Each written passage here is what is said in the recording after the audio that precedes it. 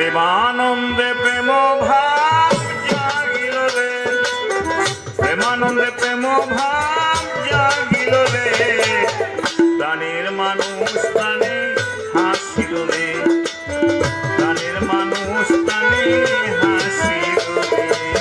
প্রেমানন্দে প্রেম ভাব জাগিল রে আজ, প্রেমানন্দে প্রেম ভাব জাগিল রে, প্রাণের মানুষ প্রাণে হাসিল রে আজ, প্রাণের মানুষ প্রাণে হাসিল রে আজ, প্রাণের মানুষ প্রাণে হাসিল রে। চৌদিকে ঝিলিমিলি জ্বলেছে বাতি, ঘরে ঘরে কি আনন্দ উঠেছে মাতি। চৌদিকে ঝিলিমিলি জ্বলেছে বাতি,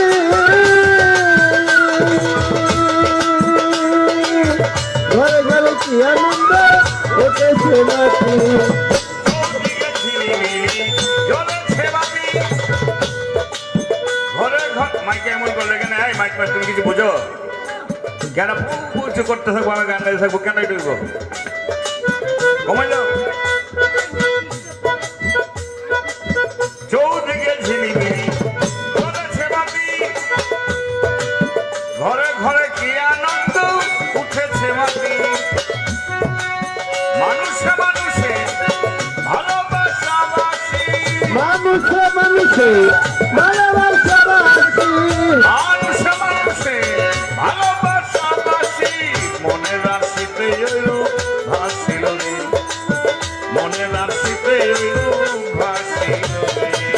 প্রেমানন্দে প্রেম ভাব জাগিল রে আজ, প্রেমানন্দে প্রেম ভাব দেখি মাইক তো মাইকা লাগবে। প্রাণের মানুষ প্রাণে হাসিল রে আজ, প্রাণের মানুষ প্রাণে হাসিল রে। স্বর্গীয় প্রেম যেন স্বর্গ হইতে দোলা জাগাল প্রাণে প্রেম সাবিতে। স্বর্গীয় প্রেম যেন স্বর্গ হইতে দোলা জাগাল প্রাণে প্রেম সাজিতে। স্বর্গীয় প্রেম যেন স্বর্গ হতে দোলা জাগাল প্রাণে প্রেম সাবিতে। হিয়াতে হিয়াতে প্রেম পলাশিতে, হিয়াতে হিয়াতে প্রেম পলাশিতে, প্রেম ডোরে বাধা পড়িল রে, প্রেম ডোরে বাধা পড়িল রে।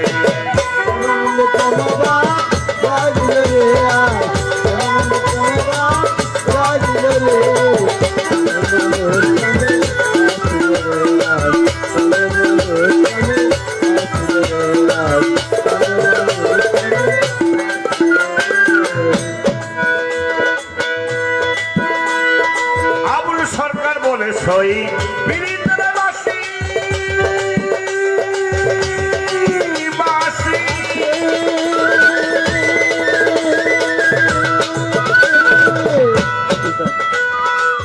বাজিয়াই উঠিল প্রাণে হইয়াই উদাসী।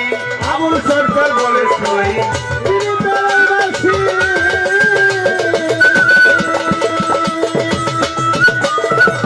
বাজিয়াই উঠিল প্রাণে হইয়াই উদাসী। এসো এসো রে প্রেম পিয়াসী, এসো এসো বলে প্রেম পিয়াসী। বাজিল বাজিল বাসি বাজিল রে, বাজিল বাজিল বাসি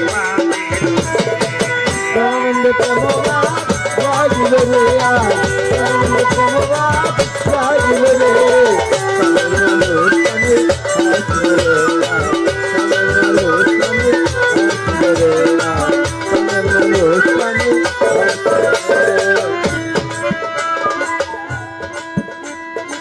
শ্রী শ্রী শীতলা মায়ের যত ভক্তগণ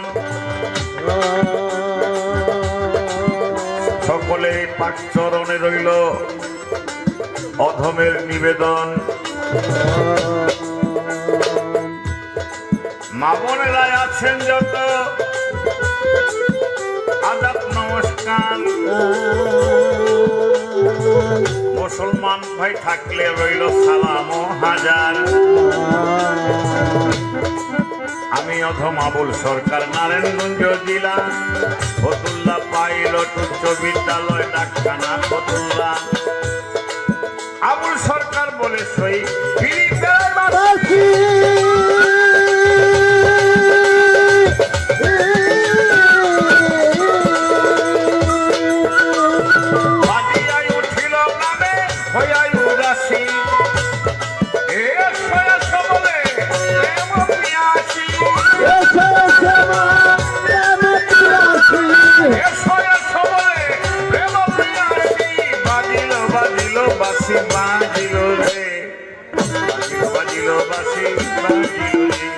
প্রেমানন্দে প্রেমভাব জাগিল রে আজ, প্রেমানন্দে প্রেমভাব জাগিল রে। প্রেমের অনুষ্ঠানে আসিল রে আজ, প্রেমের অনুষ্ঠানে আসিল রে আজ, প্রেমের অনুষ্ঠানে আসিল রে আজ। প্রেমানন্দে প্রেমভাব জাগিল রে আজ, প্রেমানন্দে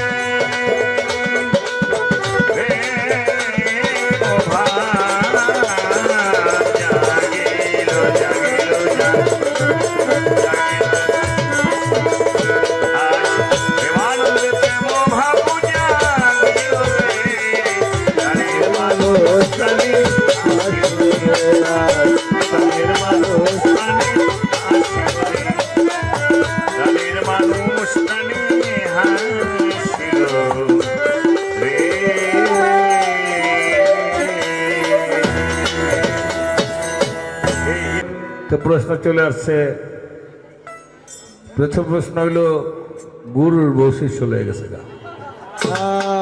যা কাম হয়েছে। কামটা করছে কি রে বাবা, কেমন কাম করলো? না না, প্রথম প্রশ্ন হইল গুরুর জন্ম না হইতে শিষ্য গুরুর জীবনী লেখে। 2 নম্বরের প্রশ্ন হইল গুরুর বউ শিষ্য লয়ে গেছে, কেমনে নিল?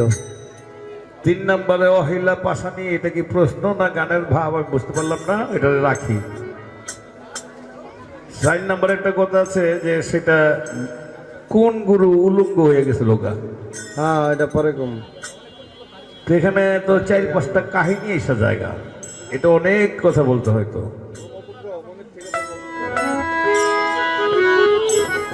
এতগুলি কথা কেমনে কমতে দাদু, এটা কথা কাম করছো, এতগুলি প্রশ্ন একবারে করা ঠিক না। ভালো সবই লাগে, আবার ডর করে এত কথা কওয়া যায় নাকি।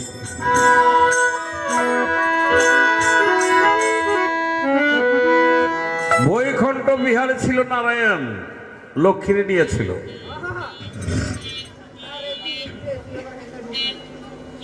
বৈকুণ্ঠ বিহারে নারায়ণের এক ভক্ত বিপ্রমণি,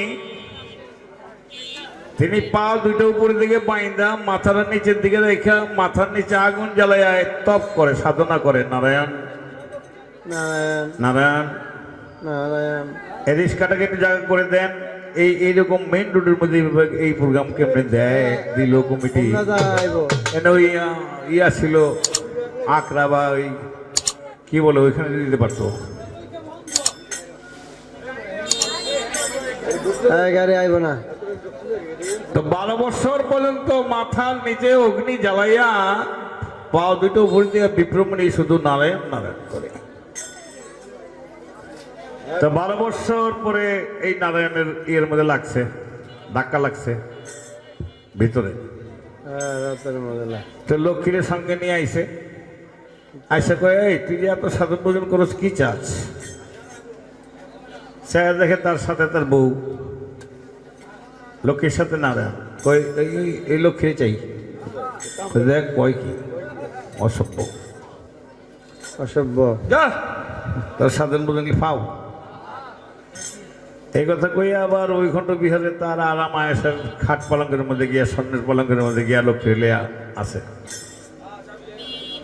আর দায়িত্ব তো দিয়ে দিছে, এক একজন একটা বর্মারে দিছে, বর্মার কাম নারায়ণের দিছে, নারায়ণের কাম শিবের দিছে, শিবের কাম ইন্দ্রের দিছে, ইন্দ্রর কাম।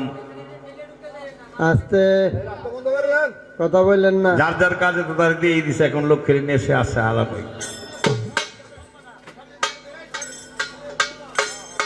আবার মাথার নিচে আগুন দিয়া 12 বছর পর্যন্ত যখন নারায়ণ নারায়ণ শুরু করছে, লোকে কয়ে এত টাকাটাকি করে কিছু কোন না গিয়া আইসে এ তুই এত কষ্ট করতে সব কি চাষ ওই যে লক্ষ্মীর চাই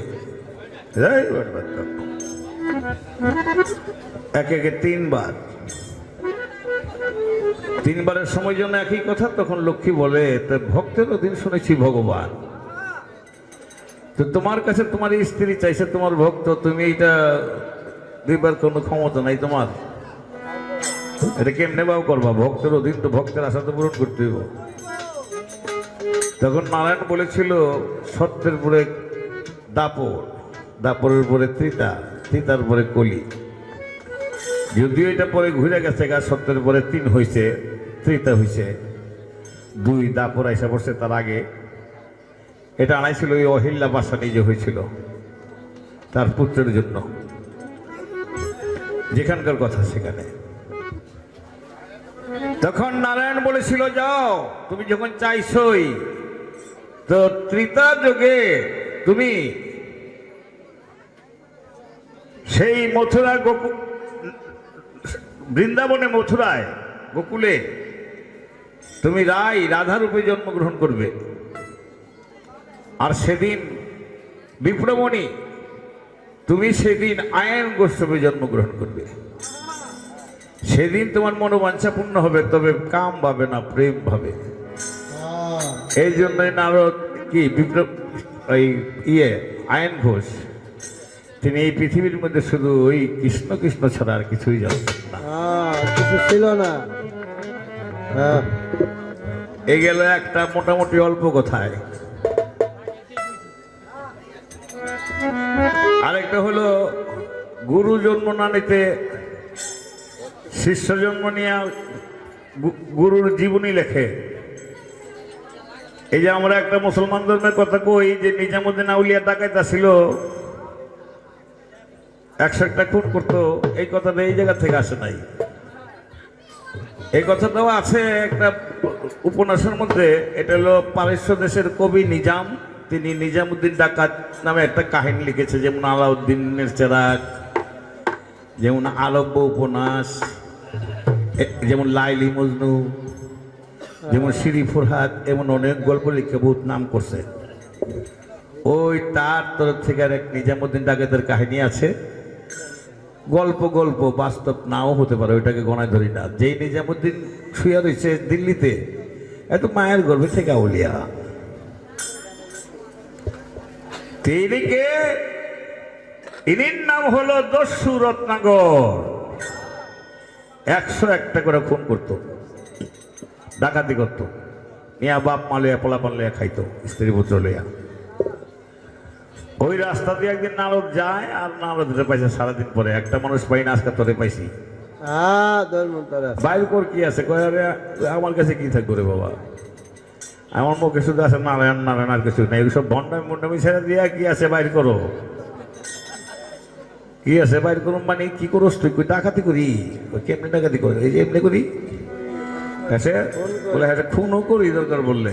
কস কিরি মানুষ খুন করোস?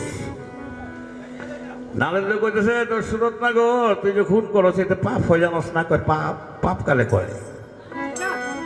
পাপ ওই কারে জীব হত্যা মহাপাপ। জিজ্ঞাসা কর, তুই যে অপরাধ করে যাদের খাওয়াছ, এই অপরাধের ভাগ কি তারাও আছে, না তুই একা একাই? আর এটা কেমনি কাম করস রে? জাত এটা কি কয়? পাপ হয়, আবার ভাগ হয়, আবার ভাগ হয় না।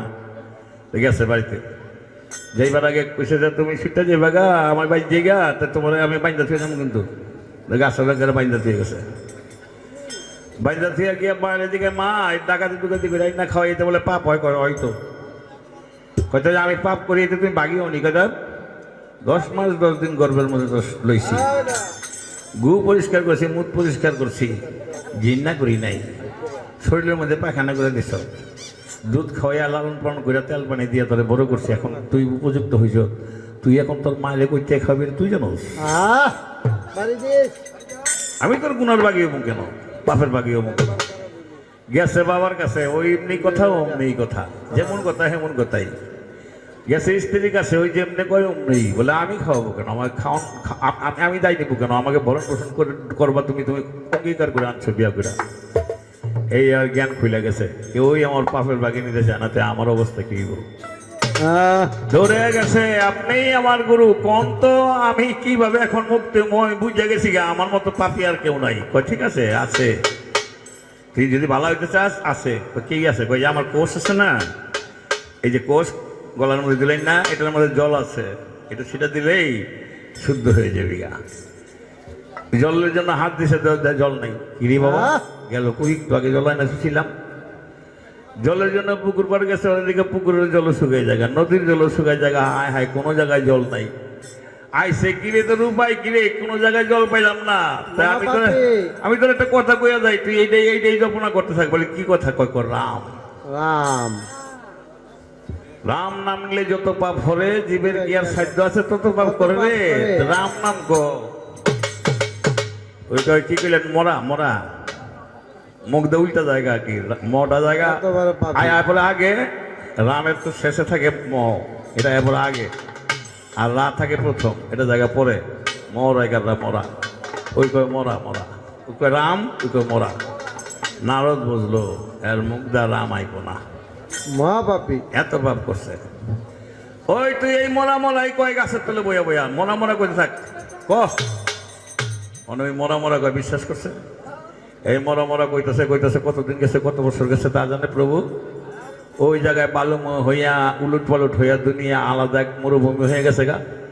ঘটনাক্রমে ওই রাস্তা দিয়া বহুত বছর পরে একবার নারদ যাইতেছে, ওই গুরুটা যাইতেছে। যাওয়ার পরে ওখানে কই থেকে জিনিস শব্দ হে রাম রাম কিরে, মানুষ নাই জন নাই, রাম কই কেডা? রাম। খেয়াল করে চেয়ে দেখে বালুর তলে থেকে রাম আহে শব্দ, বালু খোদে দেয়, ওখানে দিয়ে একটা আড্ডি গুড্ডি আছে, আর কিছুই নেই, শুধু রাম রাম কইতেছে। তখন এই অমৃত জলের ছিটা দেওয়ার সঙ্গে সঙ্গে সেইখানে একটি মুনি হয়ে গেল। সেদিন থেকে তার নাম রাখা হলো বাল্মীকি মুনি। এই বাল্মীকি মুনির কাছে তার কর্মে সন্তুষ্ট হয়ে, সাধনায় সন্তুষ্ট হয়ে স্বয়ং সরস্বতীও আইতে বাধ্য হইয়াছিল, এবং সরস্বতী বলেছিল এইভাবে এইভাবে তোমাকে সাহায্য করি, তুমি লিখতে থাকো। তাই তিনি রাম জন্মের ৬০,০০০ বছর আগে লিপিবদ্ধ করে গেছেন রামায়ণ। এই জন্য গুরুর জন্মের আগে শিষ্য গুরুর কাহিনী লেখে। সত্য কথা। এই আটটু হেলা যা সাউন্ড মিয়া, এমন বারবার ২০টা করে কথা কয় নাকি? হ্যাঁ, পাগলাই আমার মামা,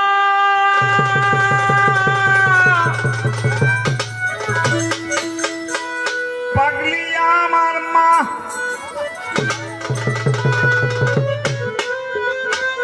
তারা দুজনে চলে দুই রকম, পাগলা পাগলির মন। আমি কালা কথা কইলে বাবা, হিন্দু ধর্মের মধ্যে আমি জানি, হিন্দু ধর্মের গানের মধ্যে যে সাধু সভা হয়, এখানে কথাবার্তা হয় না। কত ভদ্র, মুসলমানদের চেয়ে বেশি ভদ্র করে তারা গান শোনে। আমার জীবনে আমি বহুত গান গাইছি দুর্গাপূজার সামনে রজ্জোদ্বন থাকতে, কেরানীগঞ্জ, সোয়ারিঘাট, খোলামুড়া। এখন আর নাই ওই যোগ, ওই সময় ওই গায়কও নাই, কিছুই নাই, ওই শ্রোতাও নাই, সেই গানই এখন হয় না। আমি তো বিরাট ছিলাম যে ওই আখড়ার মধ্যে গান গাবো, সাধুর ভাবের গান গাবো সারা রাত্র ভরে, যেটা সর্ব মানুষের জন্য গ্রহণযোগ্য।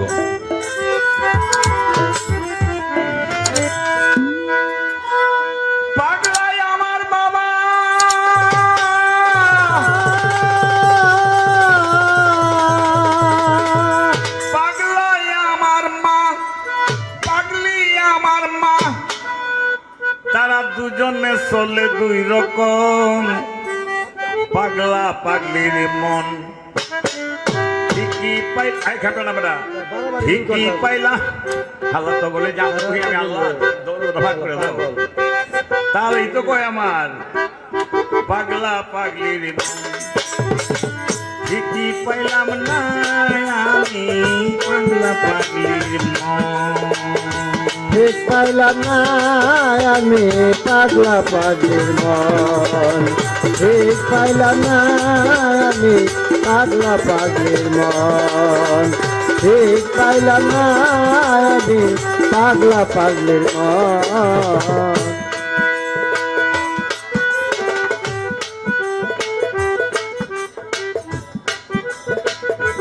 পাগলা করে নিরামিষি পাগলি রান্দে মাছের ঝুল ওরে পাগলা করে নিরামিষি পাগলি রান্দে মাছের ঝুল ওরে পাগলা খাইলে পাগলি খায় না পাগলা খাইলে পাগলি খায় না পাগলা খাইলে পাগলি খায় না বিষম লাগায় গন্ডগোল তারা গন্ডগোল লাগায় বিষম পাগলা পাগলির মন ঠিকই পাইলাম না আমি পাগলা পাগলির মন ঠিক পাইলাম না আমি পাগলা পাগলির মন ঠিক পাইলাম না আমি পাগলা পাগলির মন পাগলা করলো দুইটা বিয়া গেল শ্বশুর বাড়ি ন্যাংটা হইয়া রে পাগলা করলো দুইটা বিয়া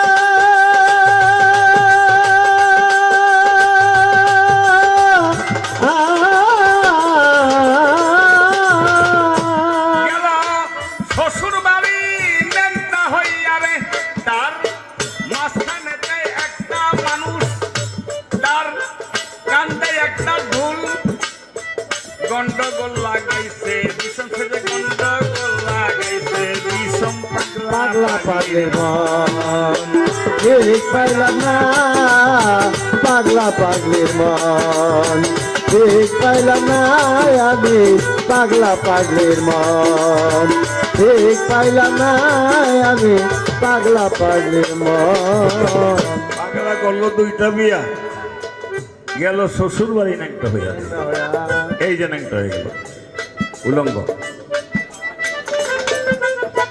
দুর্গা এই দুনিয়াতে তার পিতার বাড়ির শ্রাদ্ধে মহাদেবকে নিমন্ত্রণ না করার পরিপ্রেক্ষিতে লজ্জিত বোধ করে অপমান বোধ করে পিতার বাড়ির অগ্নিযজ্ঞের মধ্যে জম্প দিয়া তিনি পুড়ে দেহত্যাগ করলেন। মহাদেব সংবাদ পেয়ে ত্রিশূলের মধ্যে অগ্নি সমতুল্য গরম হইয়া তাকে লইয়া এই ত্রিভুবন ভ্রমণ করতেছিলেন। তার মধ্যে ৯৯টি জায়গার মধ্যে সেই টুকরাগুলো পড়েছিল, তাই ৯৯টি তীর্থ হয়েছিল, যেমন আমাদের নাঙ্গলবঙ্গ একটা তীর্থ বলা হয়। এই শ্বশুর বাড়ি দ্বিতীয় শ্বশুর বাড়ি আর কি, কালীর বাপের বাড়ি, দক্ষর গিরিরাজার কন্যা। এই কালীরে বিয়ে করার জন্য শ্বশুর বাড়ি গেছে আর কি। নারদে চালাই করে শিখাই দিচ্ছেন সখীগণকে। বরকে বরণ করতে যখন ডালা লয়ে গেছে, ওই মহাদেবের কোমরে থাকতো একটা বাঘের ছাল দিয়ে ঢাকা, আর গিট্টু থাকতো একটা সাপ, সাপ দিয়ে পেঁচে রাখত।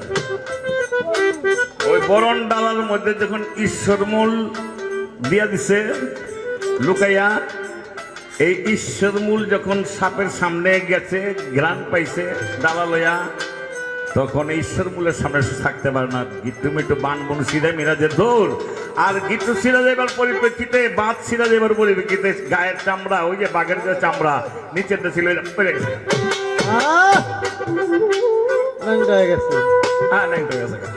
হাসা হাসি আরো পড়ে গেছে। পাগলা গেল দুইটা বিয়া গেল শ্বশুর বাড়ি ন্যাংটা হইয়া। তার মাঝখানে একটা মানুষ, তার মাথায় একটা ঢোল, মাঝখানে গন্ডগোল লাগায় বিষম। পাগলি চলে ন্যাংটা হইয়া,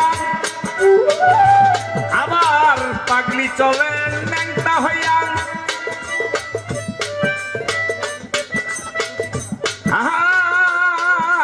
ন্যাংটা হইয়া পাগলি চলে, পাগলা পল্ল চরণ তলে ন্যাংটা হইয়া পাগলি চলে।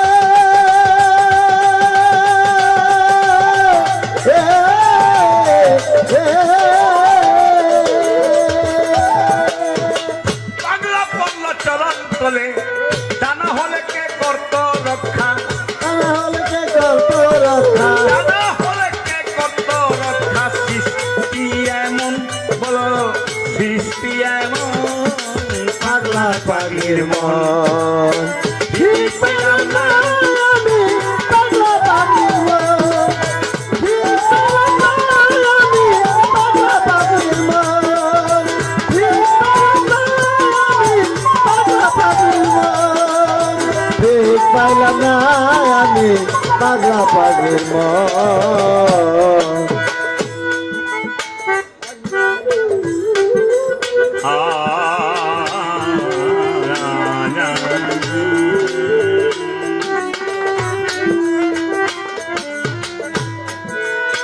পাগলা যাইতো নটি পাড়া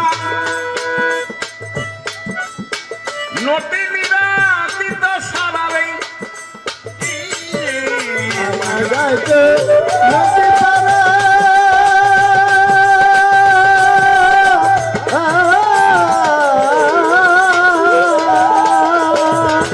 নটি নিরা দিত সারা আবার শিব পূজাতে বেল ফুল মাথায় ফুল ফুলাতে বেল ফুল মাথায় শিব পূজাতে বেল ফুল মাথায় বলে ভুম ভুম ভুম ভুম ভোলা ভুম ভুম ভুম ভুম ভুম ভুম ভোলা ভুম পাগলা পাগলির মন ঠিক পেলাম না আমি পাগলা পাগলির মন ঠিক পেলাম না আমি পাগলা পাগলির মন ঠিক পেলাম না আমি পাগলা পাগলির মন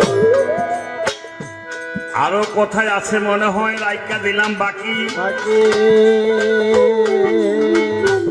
আমি সামনে বাড়িয়া শিষ্যের কাছে একটা কথায় এই যে এক প্রশ্ন আর কি এই যে এই যে এই যে এই যে গুরু সেবা বলে গুরু সেবা আমার প্রশ্ন থাকবে এই স্তন বন্ধক রেখা গুরু সেবা করিয়াছিল কে কখন কি কারণে তার ফলাফল কি লাভ হইয়াছিল আমি যে গুরুর সেবাটা এইভাবে করলাম আমার একটা ফলাফল পাইতেব না লাভ পাইতেব না লাভটা কি পাইয়াছিল এই আমার একটা প্রশ্ন